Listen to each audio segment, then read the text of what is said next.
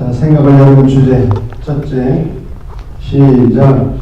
유대인들이 예수님을 죽이기 위해 빌라도에게 예수를 놓아준다면 가이사의 충신이 아니다, 가이사 외에는 우리에게 왕이 없다 라고 말할 때 그들의 심리적 배경은 무엇이겠습니까?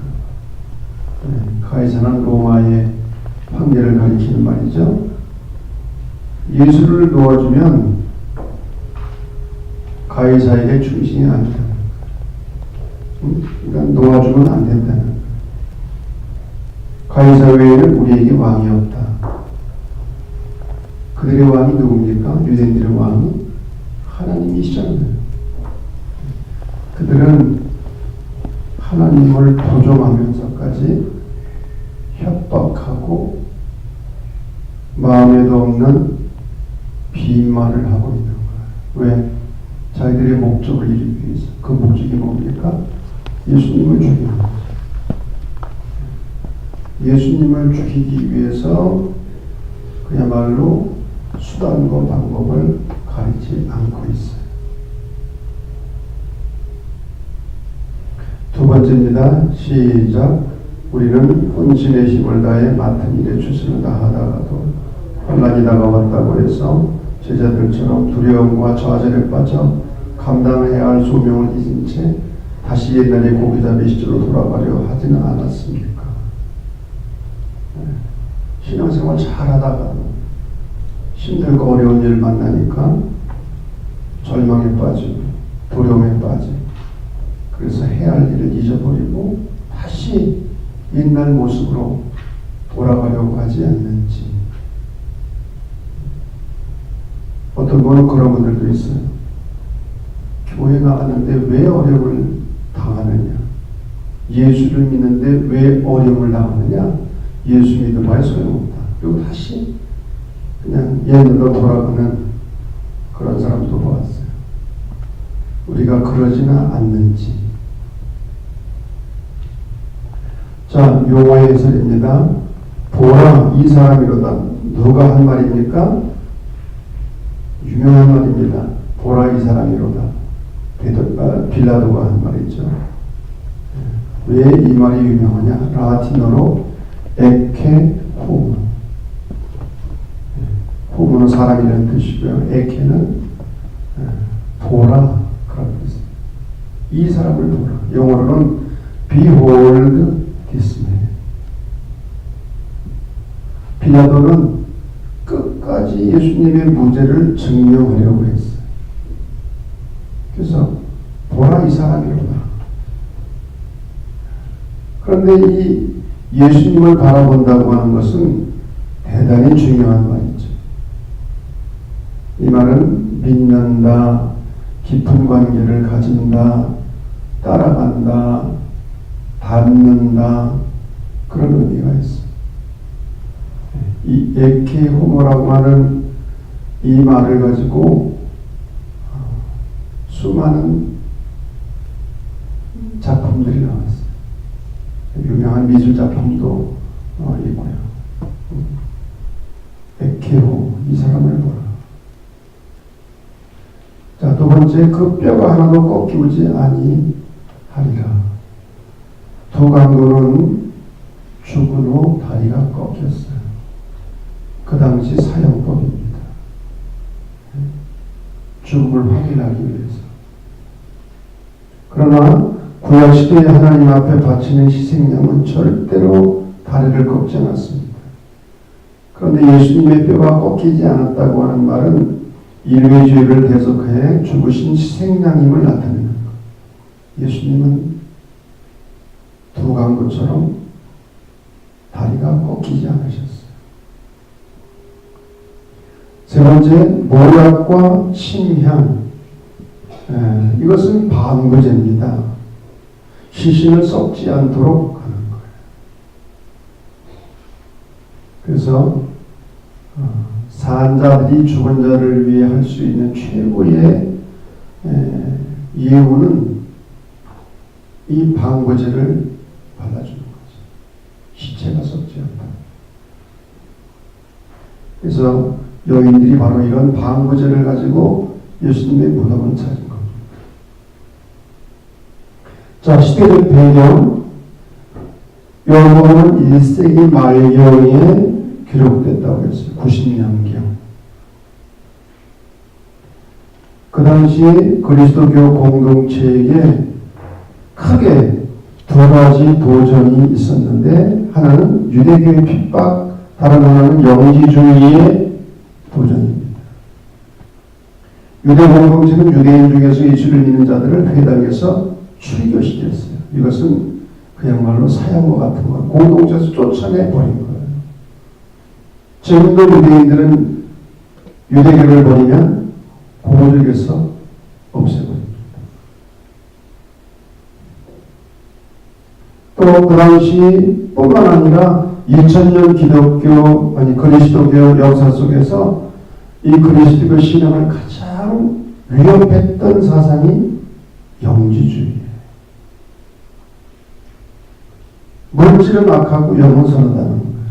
구원은 비의료적 지식, 다시 말하면 신비스러운 지식을 통해서 얻게 된다는 거예요. 그래서 영적인 지식, 그런 의미입니다. 영어로는 나스티시즘, G자는 발음을 하지 않아요. 나스티시즘. 이 이단은 물질은 불안정하고 불순하다는 생각을 가지고 있어요. 그래서 인간도 육체와 영혼을 분리하고, 이 육체는 악하고 더럽고 불완전한 것. 그렇기 때문에 예수님께서 육체로 오신 것은 부정해요. 왜? 육체가 부정하고 더럽고 악하니까 예수님이 육체로 오시면 안 되는 거예요. 철저한 이원론 사상입니다. 요한복음은 이런 시대적 상황 속에서 예수님의 죽음이 유대인들에 의한 것임을 강조하고, 다른 한편으로는 영지주의에 맞서서 육체를 입고 오신 예수 그리스도가 참 하나님이시고 참 인간임을 강조하는 거예요. 예수님은 육신을 입고 오셨다는 거예요. 육신을 입고. 말씀이 육신이 되셨다. 요한복음 1장 1절 말씀 아닙니까? 자, 그래서 첫 번째, 유대인들에 의해 죽임을 당하신 예수. 예수님의 죽음은 철저히 유대 사람들에게 있다. 로마 사람들이 예수를 죽인 것이 아니라 유대 사람들이 예수님을 죽였다. 그래서 예수님이 체포를 당하셨는데 누구의 체포를 당했습니까? 대제사장들과 바리새인들이 보낸 사람들, 아랫사람들, 그들이 얻은 아랫사람들이 표현하는데, 그래서 그 당시 무력 충돌 때 베드로의 칼에 의해 귀가 잘렸던 사람이 누구예요?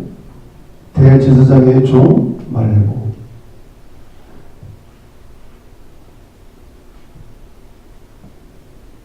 유대인들에 의해서 예수님이 체포당하신 거예요. 그리고 체포당하시자마자 대제사장 안나스에게 끌려가셨고 신문을 당하시고 매를 맞았어요. 그리고 또 대제사장 가야바에게로 보내집니다. 다 유대인들이에요. 그리고 로마 총독 빌라도는 예수님을 신문에 보고 3번씩이나 반복해서 예수님의 무죄를 선언하는 거예요. 그리고 예수님을 놓으려고 심습니다. 그럼에도 불구하고 대제사장과 아랫사람들이 빌라도를 향해 십자가에 못 박으라고 외쳐냅니다. 빌라도가 예수님을 놓아주려고 하자 이 사람을 놓으면 로마 황제 가이사의 충신이 아니라고 소리를 칩니다. 압력을 가하는, 그리고 십자가에 못 박으라고 강권하는, 소리를 지르는 거예요. 그리고 대제사장들은 예수님을 죽이기 위해서 가이사 외에는 우리에게 왕이 없나이다 라고 하나님을 부인하는 말까지 서슴지 않는 거예요. 예수님께서도 빌라도에게 말씀하셨어요. 나를 내게 넘겨준 자의 죄는 더 크다. 빌라도보다 예수님을 빌라도에게 넘겨준 자들, 유대인들이죠. 특히 종교 지도자들, 그들의 죄가 더 크다고 말씀하셨어요. 예수님은 철저히 유대인들에 의해서 고난을 받으시는 것. 자, 두 번째로 육신으로 오셔서 죽임을 당하신 예수님. 예수님은 철저히 인간의 몸을 입으시고 육신을 가지시고 고난을 받고 죽임을 당하셨다는 거예요.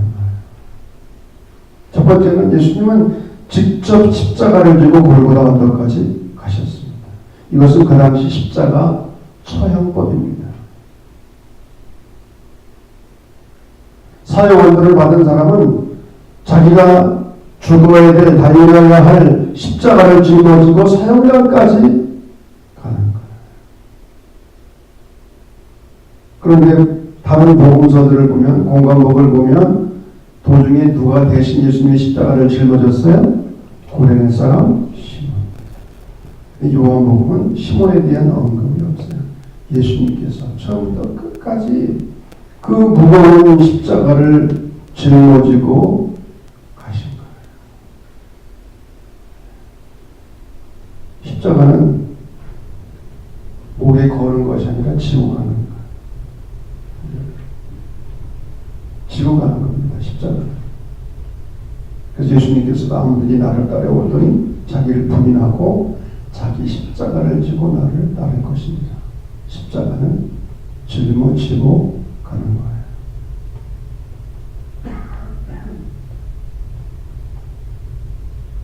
두 번째로 예수님은 십자가 위에서 내가 목마르다라고 말씀하십니다. 물론 요한복음에는 가상 7원 가운데 세 가지가 소개되고 있죠. 여자의 보소서 아들입니다. 보람의 어머니라.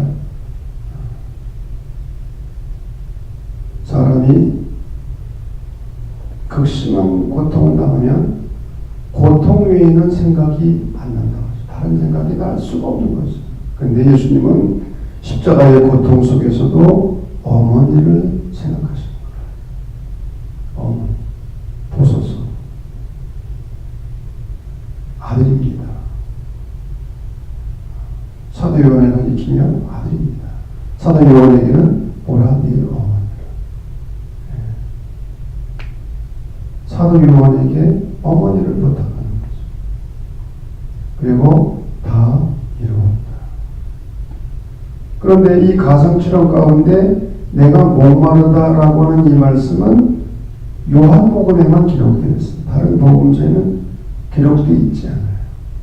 여러분, 목마름은 인간됨의 요소입니다. 인간은 목마름. 이 목마름, 인간이 가지고 있는 근원적인 욕구 가운데 하나죠. 목마름.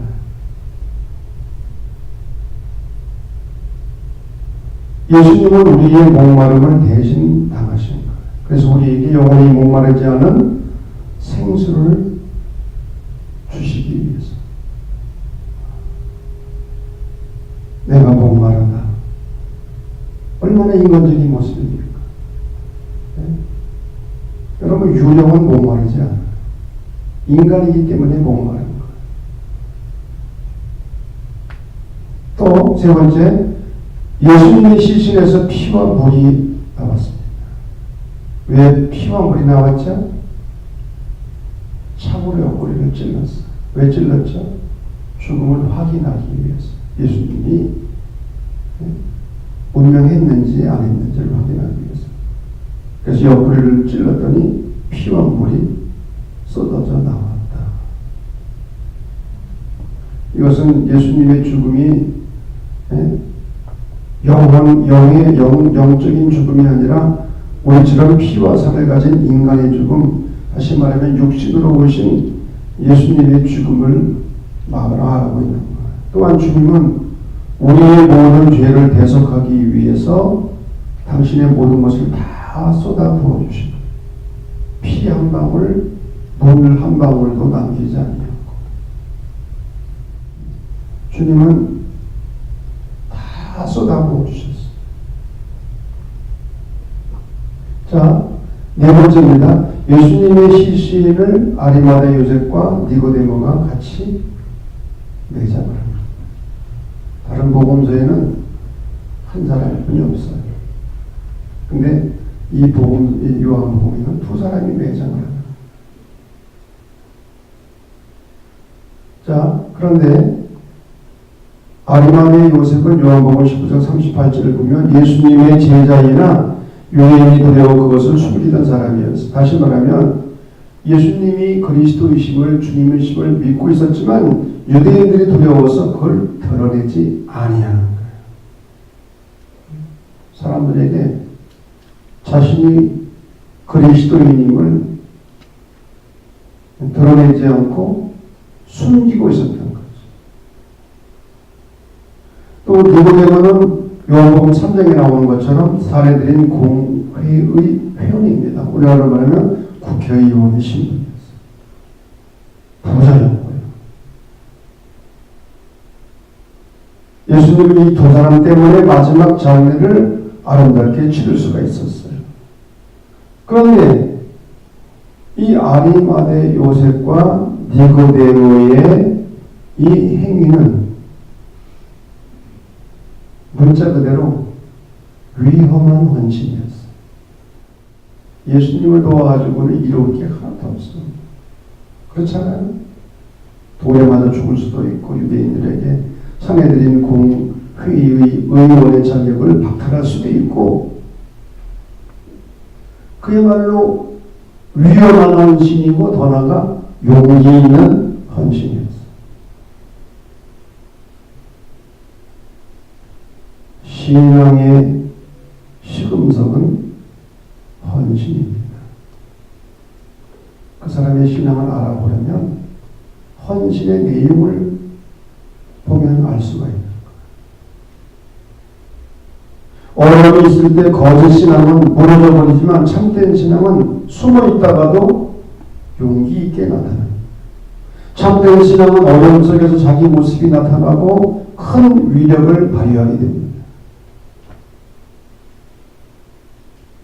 이 아리마대 요셉과 니고데모의 헌신, 용기 있는 헌신, 위험한 헌신. 오늘 우리에게도 이런 헌신이 필요한 줄로 믿습니다. 세 번째, 부활의 영광입니다. 이 내용은 책에 있는 걸 제가 인용하게 되었어요. 밤이 길면 다 같이 화면 보시고 시작. 밤이 길면 머지않아 찬란한 아침에 동이 더 오듯이 고난과 사망의 밤은 거치고 영광스러운 부활의 칭찬을. 여러분, 캄캄한 밤이 지나가면 찬란한 새 아침이 동토오는 거예요. 그런 말도 있잖아요. 가장 밝기 전이 가장 어두운 게 있어요. 가장 어두운 시간이 지나면 찬란한 아침이 동토오는 거예요. 고난과 사망의 밤이 거치고 영광스러운 부활의 아침이 밝은 것입니다. 자, 그러면 첫 번째로 빈 무덤의 첫 목격자인 베드로와 사랑하는 제자. 공관복음서에 의하면 예수님의 부활의 현장을 제일 먼저 목격한 사람들은 여인들이었어요. 여인들. 그런데 요한복음에 의하면 여인들이 아니라 베드로와 사랑하는 제자. 누굽니까? 사도 요한. 왜? 막달라 마리아가 제일 먼저 가긴 가는데 문이 돌로 막혀 있어요. 두려우니까 들어가지 못한 거예요. 막은 돌이 옮겨져 있는 것을 보긴 보았는데 두려우니까. 누가 제일 먼저 들어갔어요? 베드로. 용감한 제자 베드로가 겁도 없이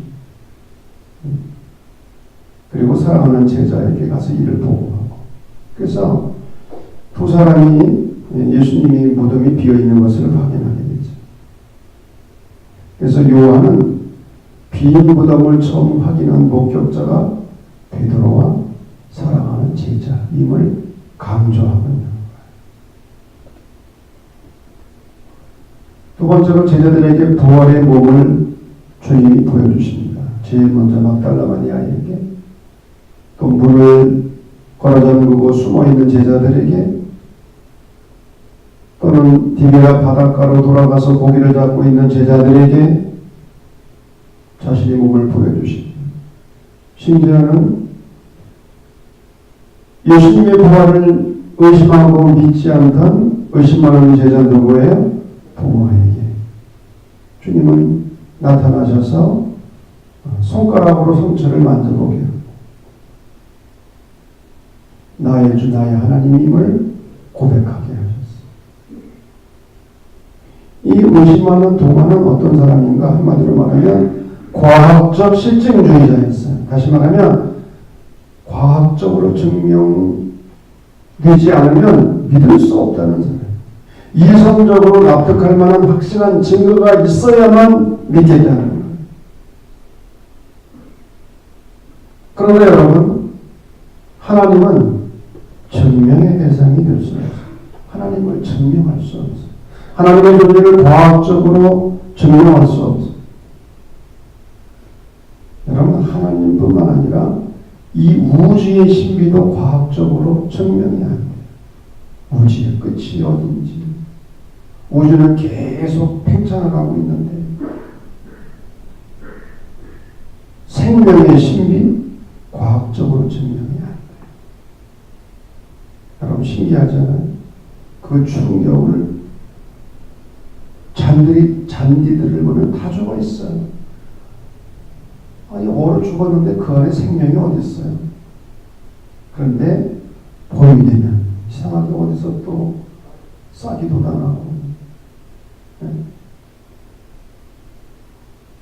어떻게 또 생명이 그 속에 들어가는지.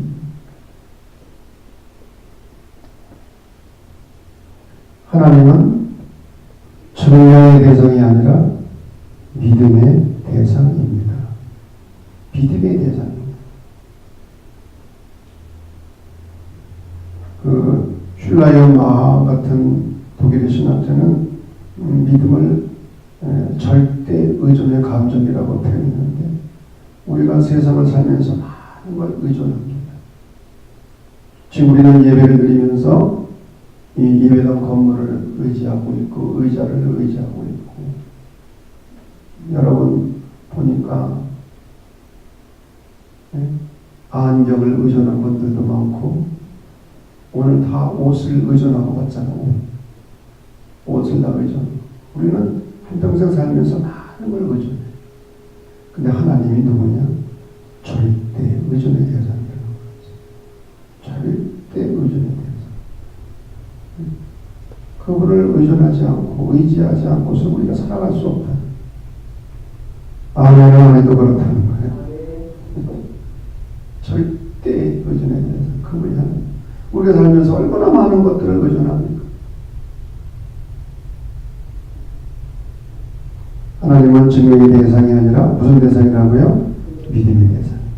근데 오늘 중요한 것은 부활하신 주님이 제자들에게 나타나셔서 물고기를 구워서 함께 잡수셔요. 물고기를 구워서. 그 말씀이 있어요, 없어요? 예수님은 유령이 아니라는 거. 예수님의 부활 사건은 혼의 부활이 아니라 예수님은 신령한 몸으로 부활하신 거예요. 우리가 믿는 부활은 영혼의 부활이 아닙니다. 신령한 몸으로의 부활. 신령한 몸이 어떤 몸입니까? 부활하신 예수님처럼.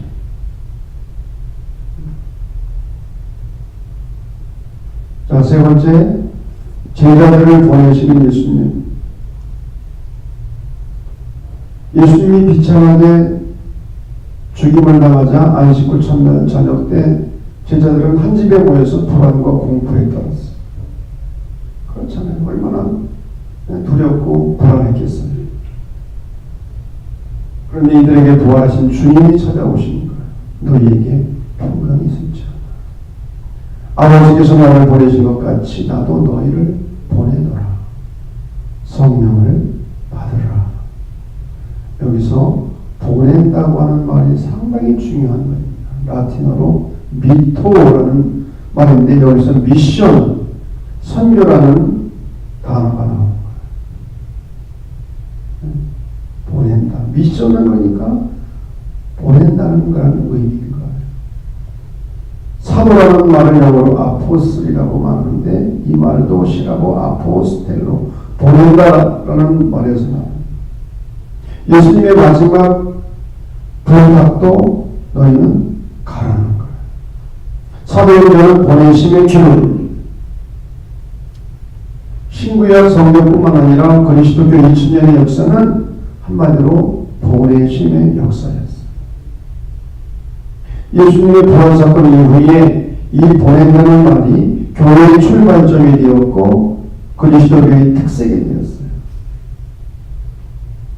그리스도인이 누구냐? 가장 간단한 정의 가운데 하나는 보내심을 받는 자. 교회가 뭐냐? 가장 기본적인 점도 보내심을 받은 자들의 모임. 부활하신 주님께서는 제자들을 보내시는 거예요. 마지막 네 번째로 내 양을 먹이라. 주님과 베드로와의 대화가 시작이 됩니다. 주님의 첫 번째 질문. 요한의 아들 시몬아, 네가 이 사람들보다 나를 더 사랑하느냐? 베드로가 뭐라고 대답합니까?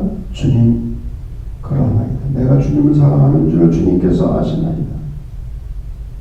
주님을 사랑합니다라고 고백을 하지 못합니다. 왜?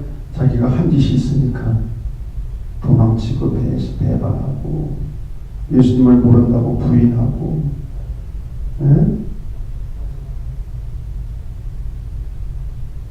주님께서 권면하십니다. 내 어린 양을 먹이라. 주님께서 두 번째 질문을 던지십니다. 요한의 아들 시몬아, 네가 나를 사랑하느냐? 베드로가 대답합니다. 주님 그러하나이다. 내가 주님을 사랑하는 주님께서 하시나니. 주님께서 권면하시기를 내 양을 치라. 세 번째 주님께서 질문하십니다. 요한의 아들 시몬아, 네가 나를 사랑하느냐? 세 번째 주님께서 질문하시자 베드로는 긴장합니다. 그리고 근심하며 대답합니다. 주님 모든 것을 아시오며. 아니 주님이 다 아시지 않습니까? 제가 주님을 부인한 것도 알고 배신하고 도망친 것도 알고. 주님 모든 것을 아시오며 내가 주님을 사랑하는 줄 주께서 아시나이다. 주님이 마지막으로 권면하십니다. 내 양을 먹이라. 여러분 우리가 우리말로 보면 이 사랑이라는 말이 다 똑같지만은 헬라어에는 몇 가지가 있다고요? 네 가지. 아가페, 에로스, 필레오, 우정, 친구 간의 사랑, 스토이키, 부모의 사랑. 근데 이게 재미있어요. 예수님은 아가페, 내가 나를 사랑하느냐? 아가페로 부르신 거예요. 그런데 베드로는 필레오로 응답을 합니다. 친구 간의 사랑. 아가페로 대답하지 못해요. 첫 번째, 두 번째까지 마찬가지. 그랬더니 세 번째에서는 예수님께서 질문의 내용을 바꾸시는 거예요. 그러면 얘가 아가페로 나를 사랑할 수 없다고 한다면 필레오로는 할 수 있겠느냐? 필레오로 예수님이 질문의 내용을 바꾸시는 거예요.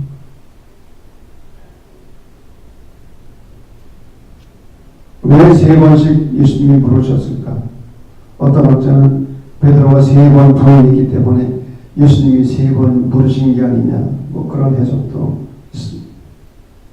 중요한 것은 내가 나를 사랑하느냐. 주님은 사랑을 요구하시는 거예요. 지식을 요구하시는 게 아닙니다. 돈을 요구하시는 게 아닙니다. 내가 나를 사랑하는 사랑을 요구하시는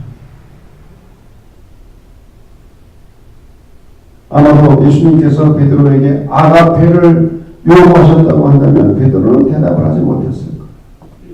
그러나 주님께서 필레오, 친구 간의 사랑으로 물으셨기 때문에 베드로는 대답할 수 있었어요. 여기서 우리는 현재의 불완전한 모습 그대로를 용납하시고 이해하시는 주님의 모습을 발견합니다. 그리고 앞으로 미래에 변할 가능성을 보십니다. 가능성.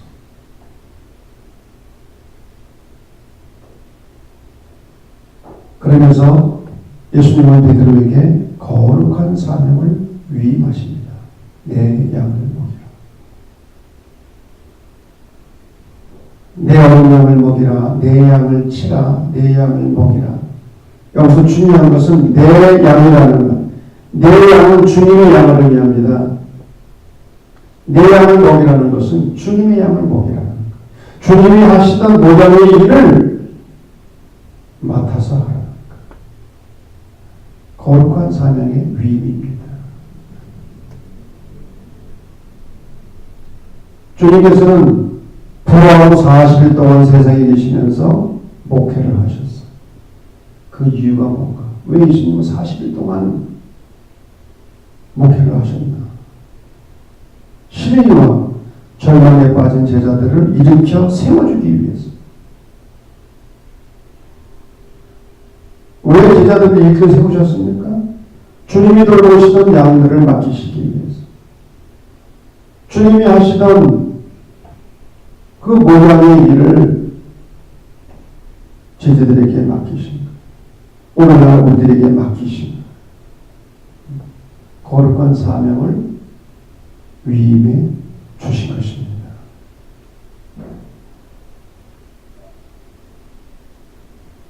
자, 신학적 의미 두 가지입니다. 첫째는 요한복음에 나타난 반영지주의. 사실은 이 영지주의의 영향을 받아서 강력한 이단이 나타나는데 가연설, 도케티즘입니다. 가연설이란 뭐냐? 그리스도가 인간의 모양처럼 보이지만 실제로 완전한 사람의 몸을 가진 것이 아니며 따라서 예수님의 순환도 비실제적인 가상이었다고 주장합니다. 가상이었다. 예수님의 죽음은 이 육체의 죽음이 아니라 가상의 죽음이었다. 영의 죽음이었다. 그래서 가현이라는 이 말은 무엇처럼 보인다. 그런 의미예요. 예수님이 우리에게 오셨지만 육체로 오신 것이 아니라 가상으로 오신 것이다. 예수님의 죽음도 육체의 죽음이 아니라 영의 죽음마다 영. 환상에 불과하다. 이런 가연설에 대하여 요한은 십자가에 달려 죽은 예수 그리스도, 육신으로 죽이신 예수 그리스도를 강조하고 있습니다.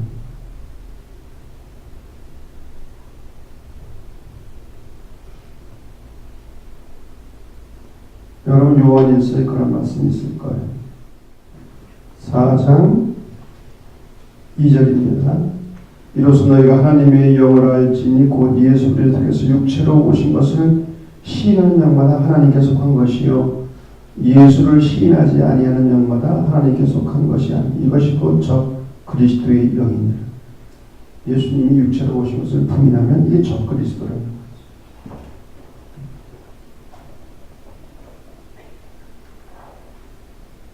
이 요한복음은 참 하나님이시고 참 인간으로 오신 예수님을 강조합니다. 그래서 기독론 논쟁 때 이 요한복음이 상당히 중요한 신학적 근거가 되었어요. 예수님은 참 하나님이시고 참 인간이시다. 영으로만 오신 분이 아니라는 것. 두 번째, 사랑하는 제자를 강조합니다. 사랑하는 제자. 그게 누구예요? 사도 요한. 학자들의 말에 의하면 요한복음은 요한 공동체에 의해서 기록되었다고 보고 있는데 이 사랑하는 제자는 요한 공동체에서 상당히 중요한 역할을 했다는 거지. 우리는 그 자리에 바로 사도 요한으로 믿고 있죠. 사도 요한.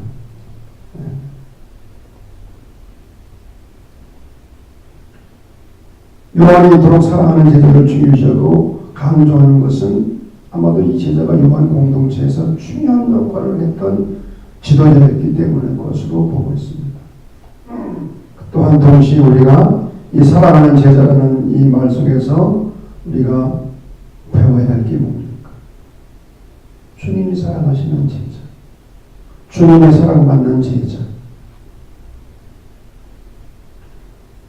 주님께 가장 가까이에 있던 제자.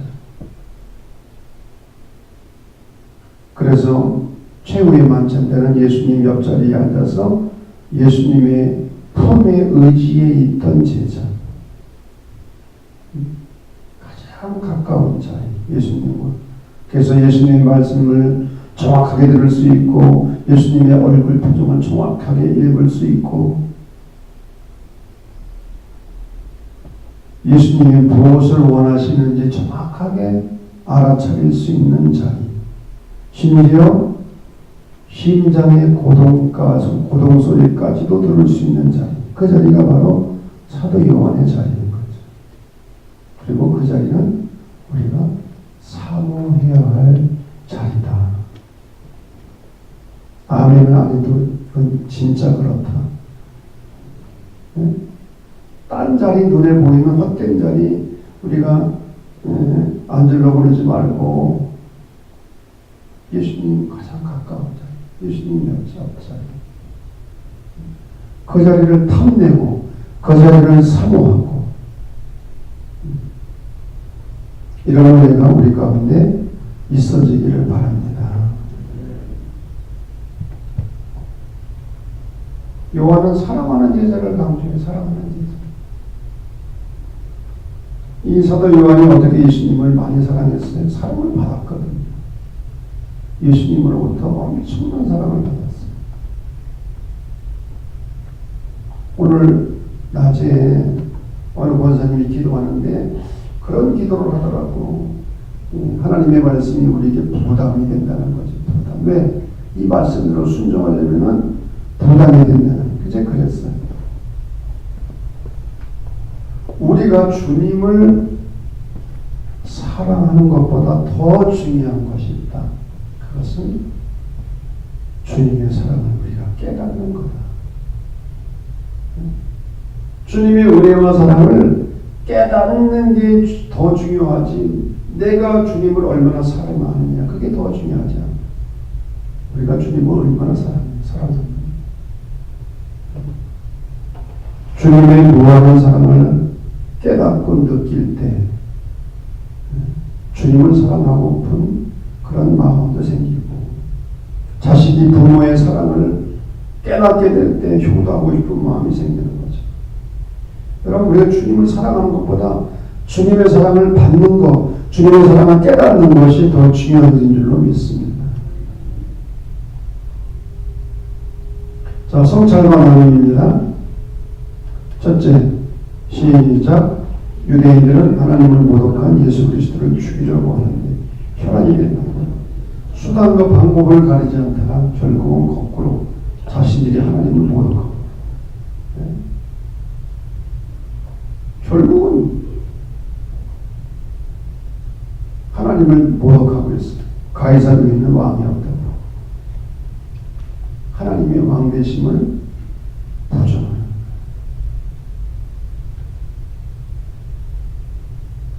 자, 두 번째, 다 같이 시작.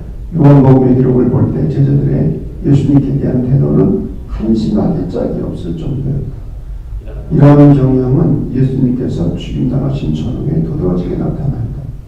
그들은 예수님께서 무력하게 체포되어 십자가에 못 박히게 되자 망연 자식은 나머지 다시 옛 직업으로 되돌아가고 말았던 것이다. 자, 네? 얼마나 한심하게 짝이 없어요. 다 돌아오는 쳐버리고 말았어. 다시 그들은 고기를 잡는 일을 하게 되죠. 그 다음 믿음의 인내가 요구되는 때는 좋을 때가 아니라 오히려 환난의 때인 것이다. 좋을 때는 누구는 못해. 믿음의 인내가 언제 요구된다고요? 어렵고 힘들 때. 조금 없이는 부활이 없다. 다 같이 시작. 칠흑 같은 밤 없이는 새벽이란 없다. 예수 그리스도는 죽음에서 부활하심으로써 이를 우리에게 가르쳐 주신다. 여러분, 캄캄한 밤을 보내지 않고 찬란한 새벽 시간을 맞이할 수 없는.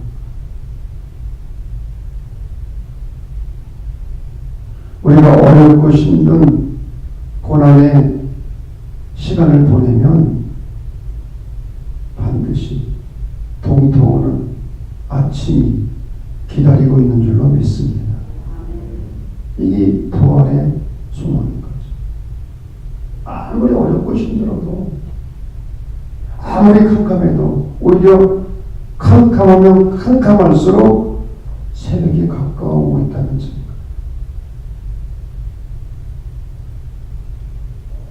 예수님의 부활 사건이 우리에게 이것을